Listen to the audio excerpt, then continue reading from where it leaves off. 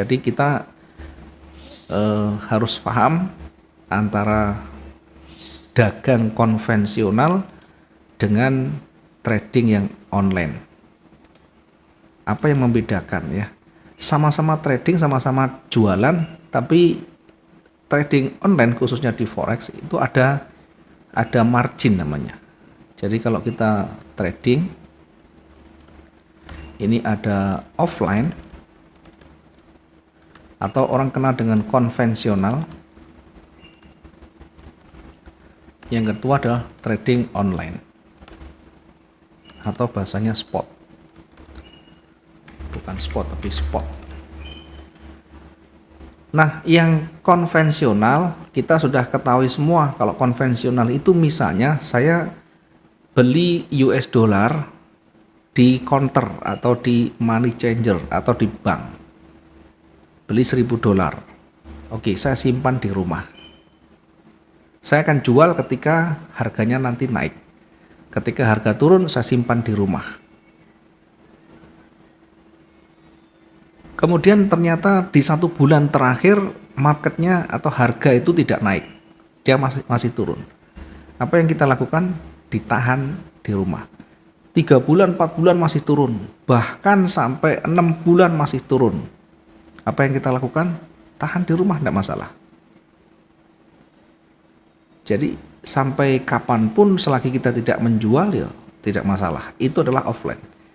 Sama ketika kita beli emas. Kita beli emas, kemudian 1 gram misalkan 1 gram beli dengan harga 1 juta.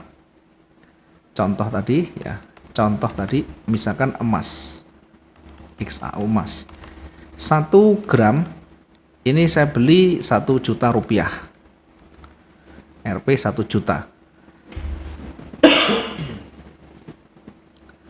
Kemudian hari berikutnya harga emas 1 gramnya masih 900.000. Kemudian hari berikutnya 900.000. Berikutnya bahkan sampai 1 bulan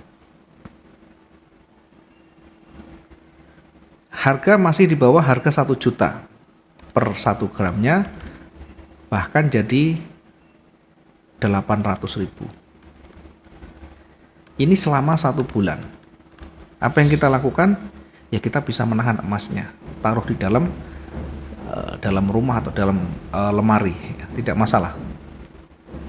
Kemudian misalnya 2 bulan, 3 bulan ternyata juga tidak naik, justru malah turun.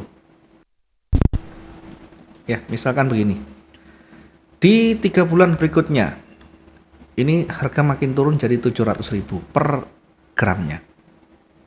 Yang kita lakukan adalah menahan, tidak masalah. Taruh di bawah bantal atau taruh di lemari, tidak masalah. Kita akan jual ketika harganya naik. Mau 1 tahun pun tidak menjadi masalah. Mau 10 tahun pun tidak ada masalah. Ini kalau konvensional. Akan berbeda ketika kita tradingnya online atau spot. Kita tidak bisa memperlakukan seperti hanya konvensional. Saya beli emas harga 1 troy ounce-nya atau 31, sekian gramnya harganya 1.750.21 misalnya. Saya punya modal $1.000. Saya beli dengan lotnya 0,5 misalnya. Atau saya beli dengan lot 0,5 ini ya.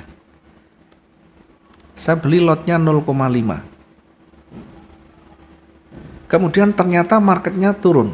Ini beli tadi, buy 0,5. Marketnya ternyata turun. 1 hari itu bisa turun 3.000 pip. Artinya dari 1.750 ini kita hitung 1.750 kemudian 3.000 berarti 30 ya, dikurangi 30 1.720. Ini turun jadi 1.720. turun menjadi 1720. Kemudian kita sudah rugi 3000 pip. 3000 kalikan lotnya 0,5 ya. 3000 dikalikan lot 0,5. Setengah dari 1000 adalah 1500. Artinya minus kita adalah 1500. Apa yang terjadi? Kita tidak bisa membiarkan sampai bergerak di angka ini. Kita tidak bisa membiarkan bergerak hingga bergerak 3000 pips. Kenapa? Karena tidak ada ketahanan di sana. Jadi bergeraknya 1500, bergeraknya 3000, kemudian kalau lot 0,1 lot kita, maka minus kita adalah 1500. Sementara modal kita hanya 1000. Yang terjadi apa? Yang terjadi minus kita akan dipaksa tutup oleh sistem. Oleh broker akan ditutup paksa. Rugi semua. Artinya habis. MC namanya, margin call. Mungkin hanya disisakan 0,1, 0,2 sisanya. Yang lain habis. Sehingga kita tidak bisa biarkan minus itu terus bergerak sampai batas margin kita, sampai batas kemampuan dana kita. Tidak bisa. Biasanya broker itu punya batasan sendiri, misalnya sudah mencapai 98% dari modal atau berapapun itu ya aturannya, itu akan ditutup paksa oleh sistem. Artinya akan dilikuidasi paksa oleh sistem.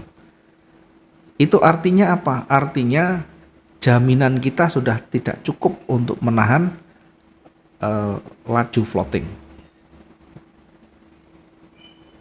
Maka di sana kan ada leverage ya. Ada leverage. Apakah 1:100, apakah 1:500? Tiap broker pasti ada leverage begini. Ini artinya apa? Artinya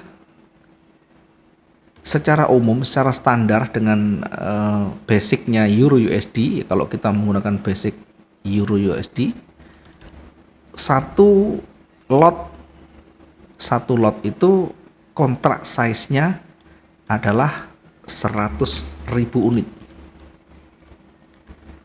Satu lot itu kontrak size-nya adalah 100.000 unit atau 100.000 US dollar.